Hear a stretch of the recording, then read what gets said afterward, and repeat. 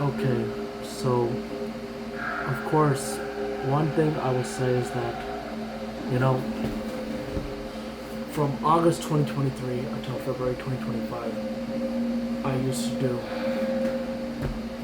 Uber and Lyft. And I still do DoorDash, which I started around January 2024. It took me 6 months after signing up for DoorDash to get accepted. Why? Because DoorDash, Uber, Lyft,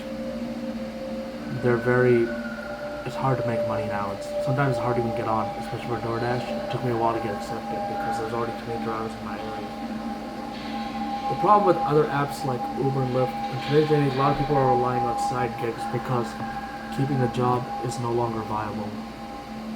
People are losing their jobs to AI and outsourcing.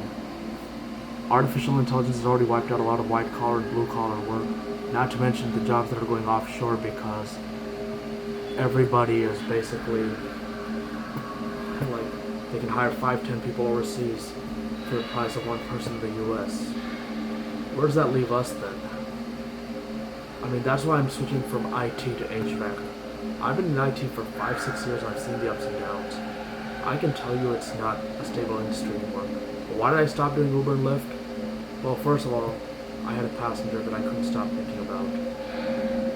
And unfortunately, it was making me emotional. I was able to reunite with her after a whole year. Sometime after that, she told me to leave her alone, and I was hurt because I really liked her a lot, despite the fact that she was only a passenger.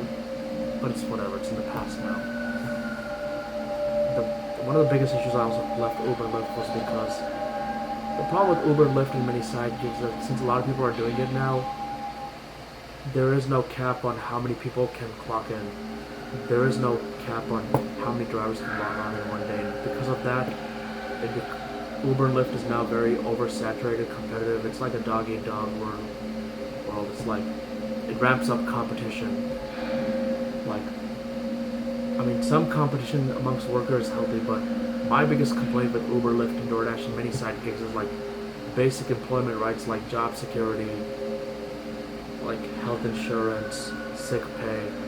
That stuff is denied. Well, obviously, because you're not exactly an employee, you're more like an independent contractor. But my thing with that is, we're in 2025 now. A lot of people are turning to side gigs now because corporate 9 to 5 is no longer the same anymore. In fact, a lot of the jobs are not even 9 to 5 anymore. It's like they're offering flexibility to like 12 to 9, 2 to 11, or overnight 10:30 p.m. to 7:30 a.m. because not everybody's a morning person.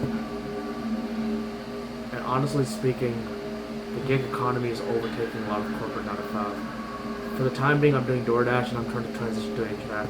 I currently left my job that I was doing earlier because